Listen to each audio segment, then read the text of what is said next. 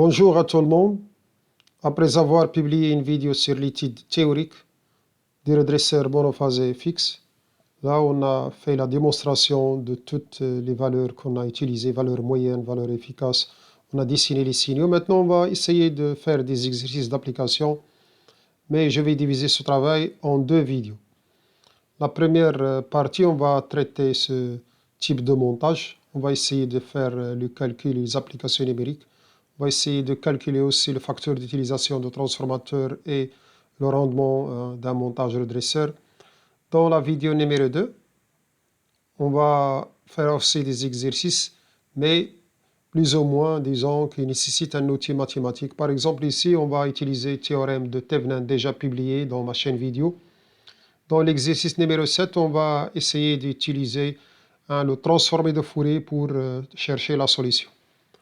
Par contre, ici, on trouve une résistance qui est en série avec un générateur, va modifier un peu la sortie.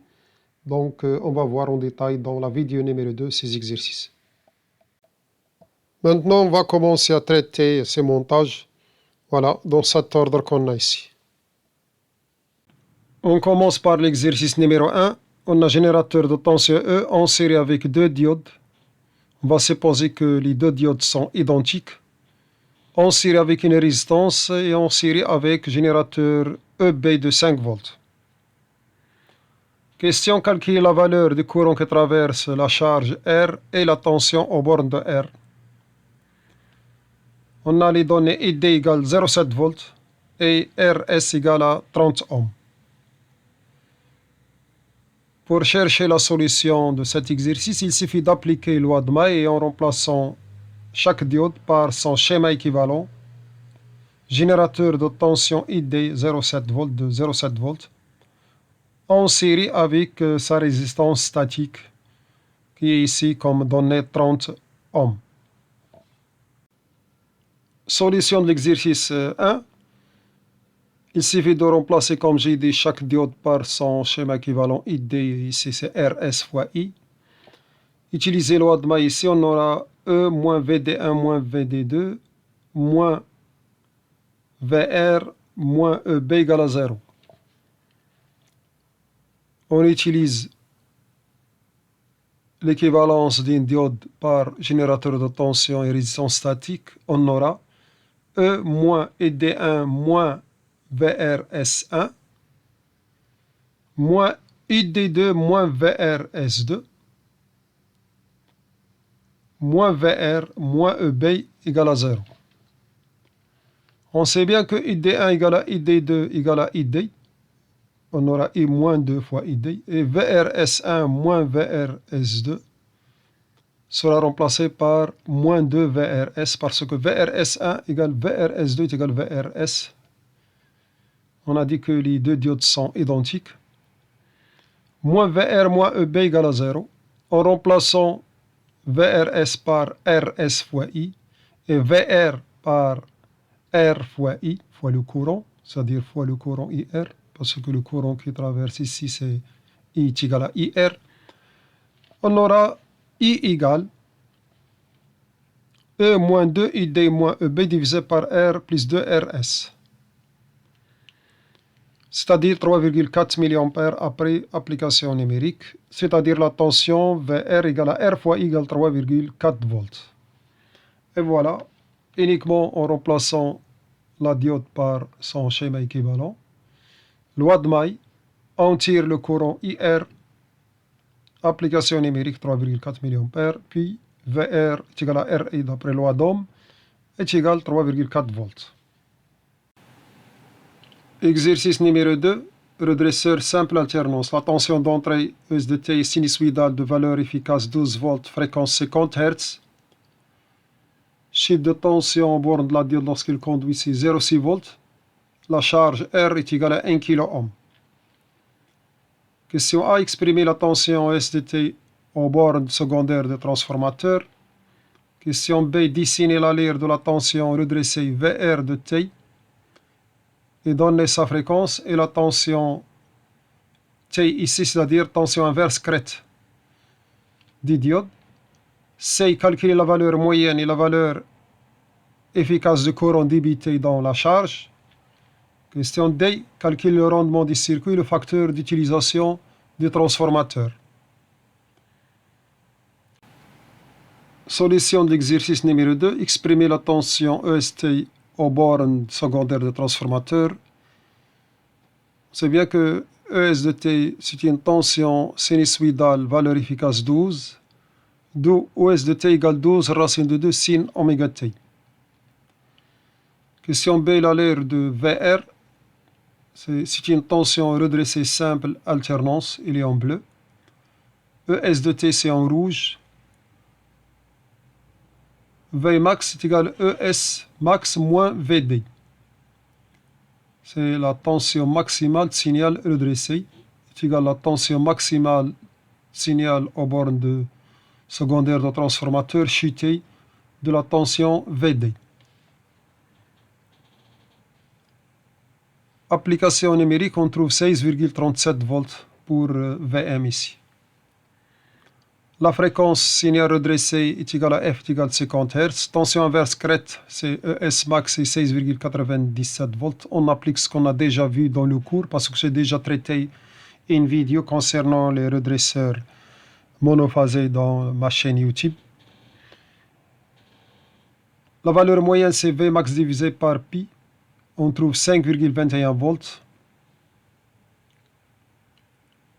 Et R moyenne est égal à ID moyenne parce que le courant qui traverse la charge, elle traverse aussi la diode. C'est le même courant. C'est 5,21 mA. V moyenne divisé par R. La valeur efficace, c'est V max divisé par 2. C'est déjà démontré aussi dans le cours. C'est 8,18 volts. Et la valeur efficace de courant, c'est V efficace divisé par R. C'est 8,18 mA.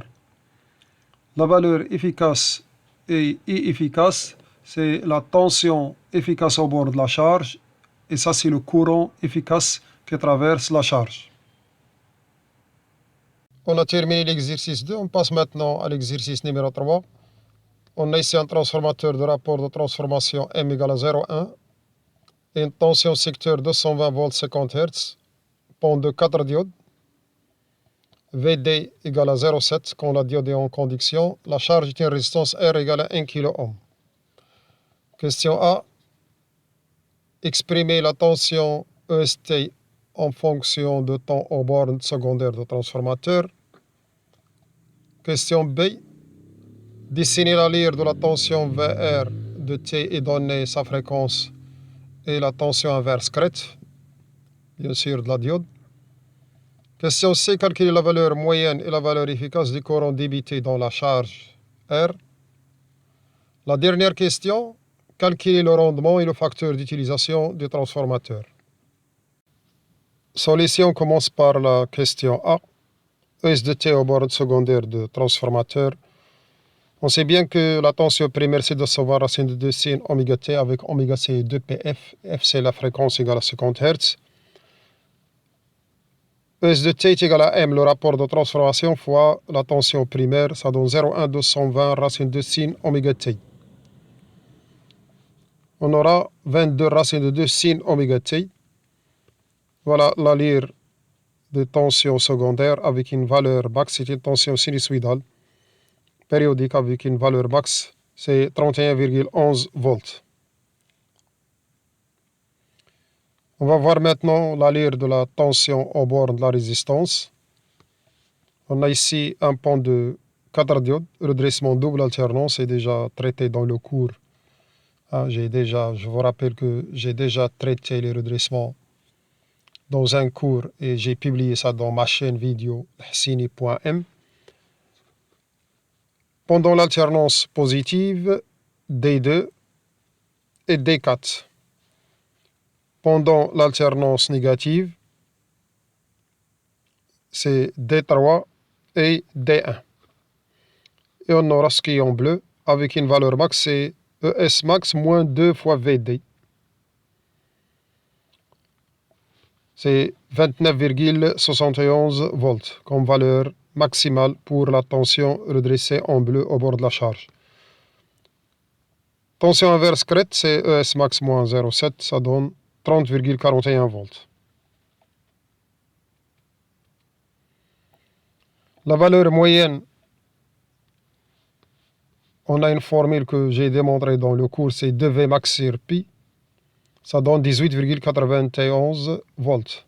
Et R moyen, ce n'est que V moyen divisé par la résistance, ça donne 18,91 mA parce que la résistance est de 1 kg. Pour faciliter le calcul, j'ai posé que la résistance égale à 1 kg. La fréquence FR, c'est 2F. C'est le double, c'est 100 Hz. La valeur efficace, c'est V max divisé par racine de 2. On a la valeur max déjà calculée, 29,71 divisé par racine de 2, ça donne 21 volts. Le courant, c'est V efficace divisé par R, c'est 21 mA. Cette valeur efficace, c'est utilisé dans le calcul de la puissance dans la charge ou pour calculer le dégagement de chaleur, c'est-à-dire le travail dans la résistance R. On va voir maintenant la dernière question de cet exercice, c'est le rendement maximal de conversion courant alternatif et puis facteur d'utilisation. Le rendement est égal à la puissance en courant continu dans la charge divisé par la puissance en courant alternatif fournie par le secondaire au circuit. La puissance en courant continu, c'est VR moyenne et moyenne. La puissance en courant alternatif fournie par le secondaire au circuit, c'est VR efficace fois IR efficace.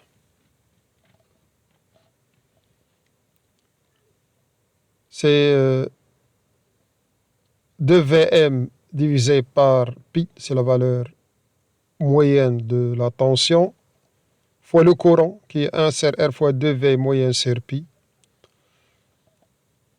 VR efficace, c'est V max divisé par 2. Le courant, c'est V max divisé par 2 divisé par la résistance, voilà la résistance R.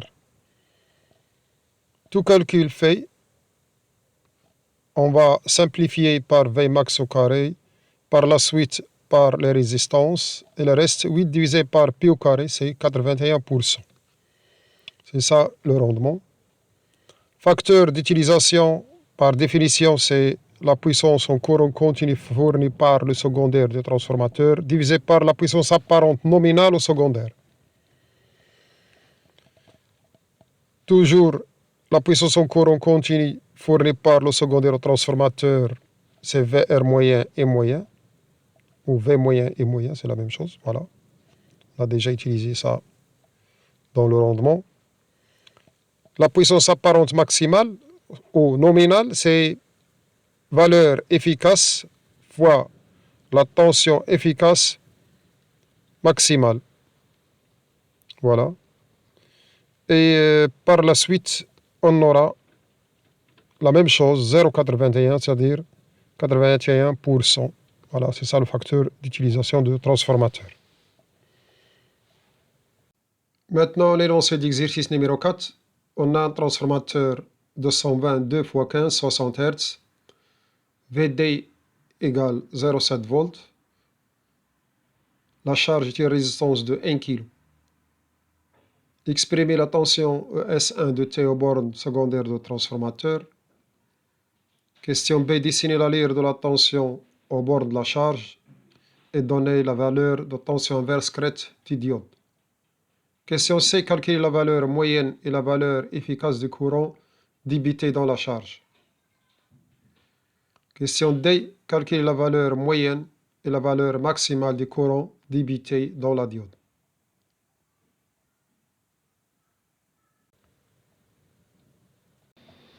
Solution de l'exercice, ES1 de t égale 15 racine de 2 sin oméga t, c'est dessiné en rouge.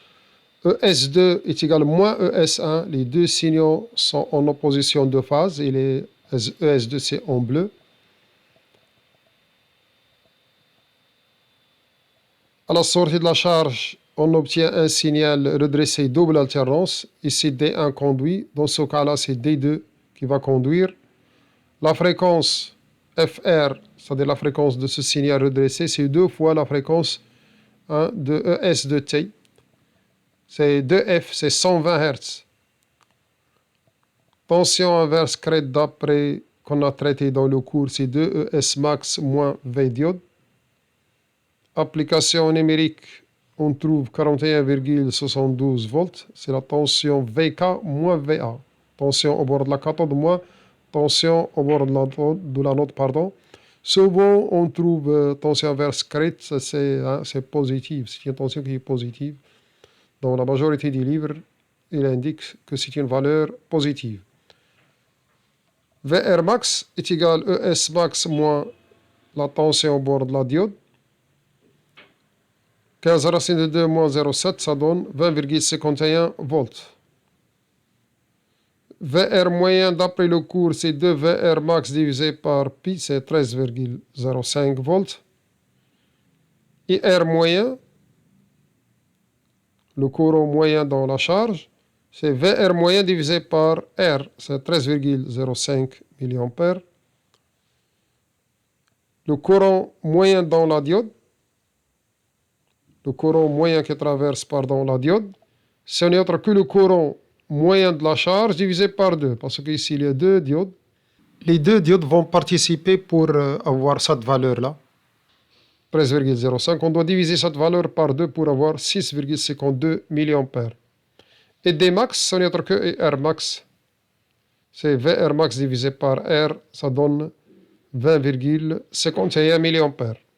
J'ai dessiné ici le montage de l'exercice numéro 1. On va essayer de faire la simulation. Ce qu'on remarque, V diode c'est 0,64 et la tension au bord de R c'est 3,71 volts. Si on fait le calcul, on doit faire 10 moins 0,64 moins 0,64 moins 5 volts. Si on vérifie, on va trouver cette valeur-là, 3,71. Maintenant, on va essayer de changer la valeur de R. Je vais diminuer R. Je vais donner ici 200. 200 ohms au lieu de 1 kg, au lieu de 1000. Voilà. Qu'est-ce qu'on remarque? On a ici 0,71, c'est-à-dire au lieu de 0,64, on a trouvé 0,71. Et la tension ici, c'est 3,54. 3,54 divisé par 200, on va trouver cette valeur de courant si on utilise la calculatrice. Bien, ce qu'on remarque ici, la tension elle a passé de 0,64 à 0,71. C'est jamais on augmente le courant, c'est-à-dire on va diminuer encore la résistance. Ici, on va diminuer la résistance, par exemple, au lieu d'utiliser 200, on va utiliser par exemple 80. Parce qu'on va automatiquement, lorsqu'on passe à la simulation, la tension V diode va augmenter. Pourquoi? Parce qu'il y a une résistance statique à l'intérieur. Et V diode, ce n'est autre que la tension de la diode idéale plus la résistance statique fois le courant I. Vous voyez ici? On peut par pratique déterminer la résistance statique de la diode. Bien sûr, en utilisant la relation V diode est égale I diode idéale plus RS fois I. Et on a mesuré deux fois la tension avec deux courants différents. On peut déterminer facilement la résistance statique. Je termine la vidéo avec cette simulation. Redressement double alternance, transformateur à poids milieu. C'est le montage de l'exercice numéro 4. Voilà, on passe à la simulation. On a les deux signaux qui sont en opposition de phase ES1 et ES2, en jaune et en vert, ES1 et ES2. En rouge, c'est le signal aux bornes de la résistance R. Voilà. Bien, merci de votre attention. Cliquez sur la cloche et abonnez-vous. Je vous rappelle que dans la prochaine vidéo, je vais traiter les exercices 5, 6 et 7. On va essayer de répondre aux questions posées autour de ces montages comme vous voyez ici.